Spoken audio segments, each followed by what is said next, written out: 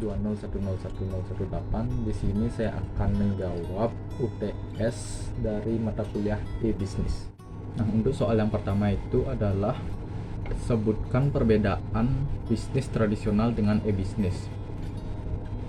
Yaitu dari proses jual belinya sendiri, jika itu bisnis tradisional itu terjadi face to face di lokasi, mau itu di toko atau dimanapun itu, dan proses transaksinya pun dilakukan di tempat. Sedangkan e-business karena memanfaatkan internet dan sistem informasi, proses jual beli dapat terjadi dimanapun, kapanpun, dan proses transaksinya pun dilakukan secara digital atau dikenal dengan transfer, dan dapat dilakukan kapanpun dan dimanapun karena bersifat fleksibel. Nah, ini merupakan contoh dari bisnis tradisional di mana orang datang langsung ke toko atau kemanapun untuk membeli barang yang dia butuhkan. Dan ini merupakan contoh dari e-business di mana kita mempergunakan aplikasi yang ada pada smartphone untuk melakukan transaksi jual beli. Nah, untuk soal yang kedua yaitu metode pengembangan sistem apa yang paling cocok untuk membangun sistem e-business, dan jelaskan.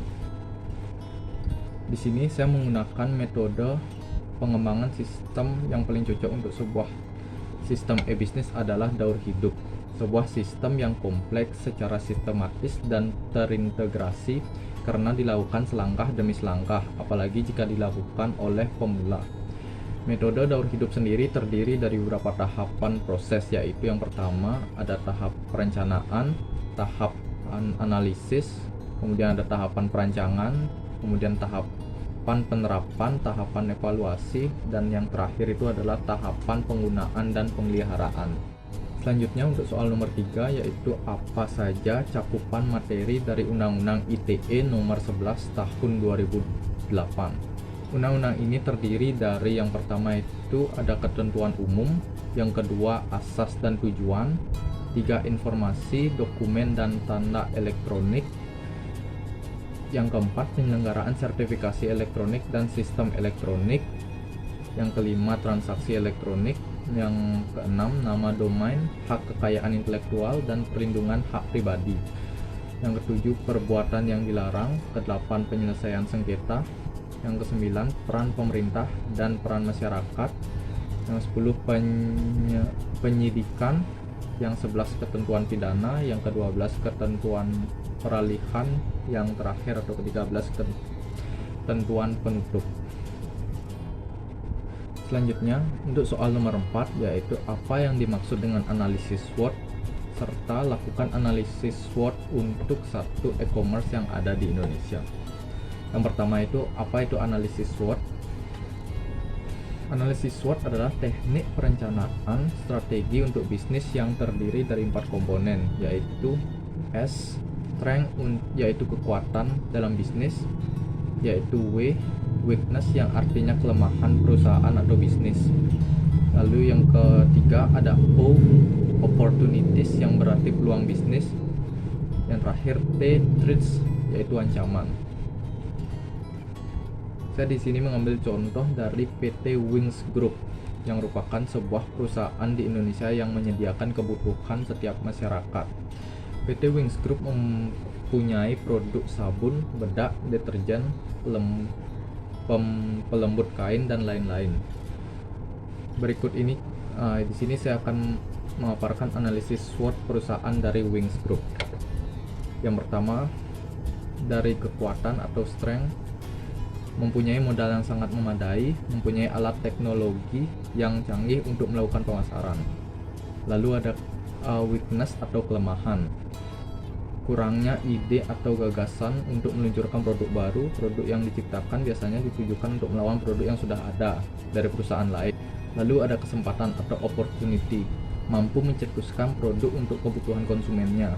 Kualitas yang baik dengan harga yang terjangkau menjadi salah satu daya pikat untuk konsumen dari berbagai macam kalangan. Faktor tersebut dapat menjadi sebuah kesempatan besar untuk meraih market yang cukup besar.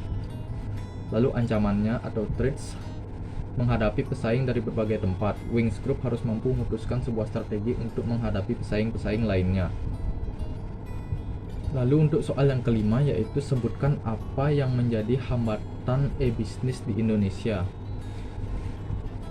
Nah, yang pertama itu pada umumnya harga produk yang ditawarkan tidak dapat ditawar lagi karena sudah tersedia pada list harga. Lalu selanjutnya sarana dan prasarana masih belum memadai seperti jaringan yang internet yang masih belum merata di Indonesia. Lalu masih sangat sedikit SDM yang memahami dan menguasai konsep dan implementasi IT. Lalu selanjutnya itu ada tingkat kepercayaan yang masih kurang baik, misalnya masih terjadi penipuan mungkin, dan selain penipuan juga mungkin biasanya kalau beli barang, kita mau beli barang yang ini tapi malah datangnya yang ini, itu mungkin biasanya tingkat kepercayaannya kurang baik jadi ya. Lalu selanjutnya untuk soal nomor 6 yaitu apa saja aktivitas business to customer atau B2C. Yang pertama itu adalah promosi, yaitu mempromosikan produk. Yang kedua itu ada ordering, yaitu pemesanan terhadap suatu produk tertentu ataupun sekedar mendapatkan informasi mengenai produk yang disukai melalui website ataupun aplikasi. Kemudian ada delivery, yaitu pengiriman produk atau barang. Kemudian terakhir ada after sale service, yaitu upaya yang dilakukan oleh perusahaan untuk memastikan bahwa pelanggan sudah puas dengan pelayanan atau produk yang dipasarkan. Baik, untuk soal yang terakhir atau nomor 7 yaitu jelaskan evolusi dari B2C di Indonesia atau business to customer di Indonesia. Perkembangan B2C di Indonesia pada awalnya hanya bisnis tradisional atau konvensional seperti yang sudah saya jelaskan di soal nomor 1, yaitu jika kita memerlukan suatu barang yang kita perlukan, kita harus datang ke toko atau store yang menyediakan barang tersebut. Tapi semenjak mulai berkembangnya internet di Indonesia, mulailah bermunculan web yang mengiklankan atau mempromosikan produk-produknya, tapi saat itu hanya sebatas promosi atau katalog. Proses jual beli belum bisa dilakukan di sana, tapi semenjak berkembangnya smartphone dan aplikasi-aplikasi mobile yang dapat menunjang dari segi pembayaran dan transaksi, e-commerce di Indonesia mulai berkembang dan meningkat karena memang e-commerce itu sangat fleksibel. Sekian yang dapat saya sampaikan, kurang lebihnya saya mohon maaf dan terima kasih.